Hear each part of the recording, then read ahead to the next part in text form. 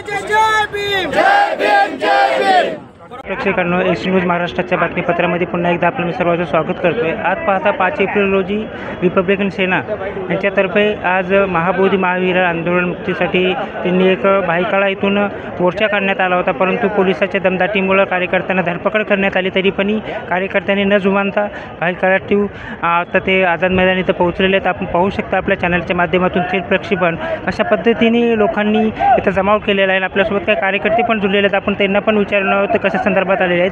साहेब, तुम्ही कुठून आलेले आहेत आणि कशा संदर्भात आलेले आहेत तुम्ही? मी वंचित बहुजन आघाडी उरण तालुका अध्यक्ष, मी उरणमधून आलेलो।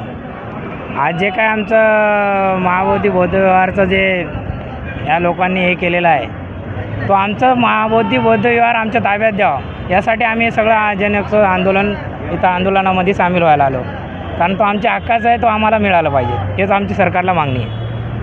धन्यवाद। की जे काही 1950चे कायदे आहेत ते सगळे रद्द होणार, ते कालबाह्य होणार, परंतु आजही हा 1949 ॲक्ट आजही तो काळा कानून जिवंत आहे। आणि तो काळा कानून म्हणजे बौद्धांवरती अन्याय आहे की 4 बौद्ध भिक्षू आणि 5 ब्राह्मण पुरोहित असा तो काळा कानून आहे। तर तो आजही आमच्या बौद्धांवरती अन्याय करणार आहे। तो कानून रद्द झाला पाहिजे अशी आमची मागणी आहे आणि सगळे जे मेंबर आहेत व्यवस्थापनातले सगळे बुद्धिस्ट असले पाहिजे। थँक्यू।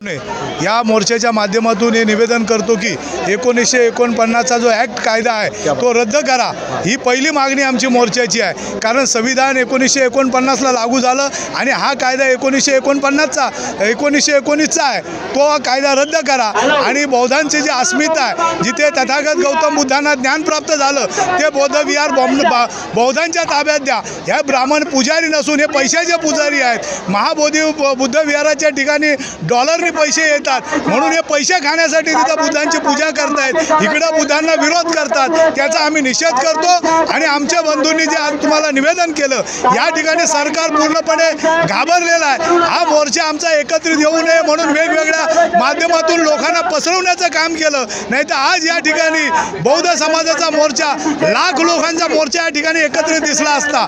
अनेक ठिकाणी या ठिकाणी संपूर्ण महाराष्ट्रातून प्रत्येक गावातून प्रत्येक जिल्ह्यातून घराघरातून सच्चा भीमसैनिक या ठिकाणी बुद्धगया हे ब्राह्मणाच्या ताब्यातून मुक्त करण्यासाठी मुंबई या ठिकाणी आलेला आहे।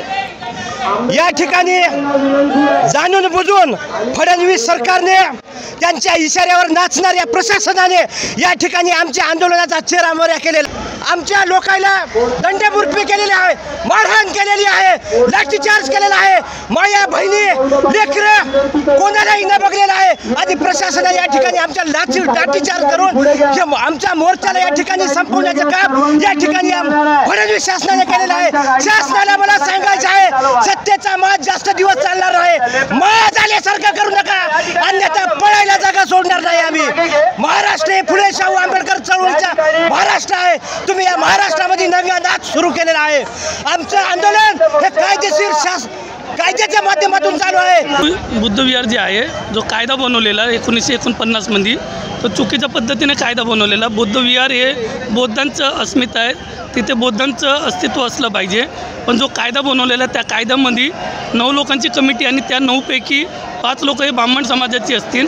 त्यामध्ये अध्यक्ष हा त्यांचा जिल्ह्याचा अध्यक्ष हा असणार. जिल्ह्याचा अध्यक्ष ब्राह्मण नसला तर इतर दुसऱ्या जिल्ह्यातला अध्यक्ष घेतला जाईल, असा हा तो कायदा बनवलेला आहे. त्या कायद्याचा आम्ही सर्वप्रथम धिक्कार करतो. 1950ला जेव्हा राष्ट्रीय आपले भारतीय घटना आली, त्यानंतर त्यापूर्वीचे जेवढे कायदे होते ते सर्व कायदे रद्द करण्यात आलेले आहेत. तरीसुद्धा हा कायदा आताही अस्तित्वामध्ये का आहे, हा एक प्रश्न आम्हा बौद्धांना पडलेला आहे. कारण 1949चा हा कायदा भारतीय संविधान 1950मध्ये अंमलात आल्यानंतर हा कायदा कसा का अस्तित्वात राहू शकतो, असा हा प्रश्न आहे आम्हाला. आणि या सर्व गोष्टीला येथील मनुवादी सरकार हे त्याला समर्थन देते, BJP सरकार हे त्याला समर्थन देते आणि या गोष्टीला बाजूला सावरत आहे.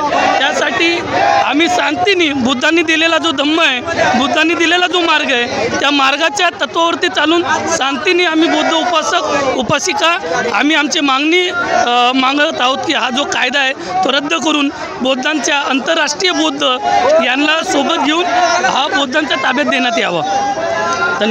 आज जे आलिंगन केलेलं आहे हे औचित्य म्हणजे आज राजा सम्राट अशोकाची जयंती आहे. आणि आपण खरोखर मला वाटतं आपण सर्व आज वर्किंग डे असला तरी आपण सर्वांनी ते मला वाटतं आपण प्रसिद्धी दाखवलेली आहे. त्याचं एकमेव कारण म्हणजे खरोखर की आपण सर्व बौद्ध आहात आणि आपण सर्व बाबासाहेबांचे नातं माननीय आंबेडकर साहेब यांच्या मागे आपण सर्व उभे आहोत. अशा काढलेला आहे हा बौद्धांचा मोर्चा आहे आणि बौद्धांच्या हक्काचं जे विहार जे आहे महाबोधी महाविहार आहे ते आपल्याला ताब्यात घ्यायचं आहे. म्हणून आपण सर्वजण तळमळीने आलेले आहेत, आपण सर्वजण तळमळीने आलो. मी सर्वांचं हार्दिक स्वागत करतो. बाबासाहेबांचे नातू माननीय आंबेडकर साहेब यांचं आगमन झालेलं आहे, ते समोरून येत आहेत. मी खरोखर बौद्ध पंचायत समितीच्या वतीनं आपल्या सर्वांच्या वतीनं मी साहेबांचं हार्दिक स्वागत करतो. साहेब समोरून येत आहेत, साहेब समोर येत आहेत. मला वाटतं साहेबांना आपण थोडा रस्ता द्यावा.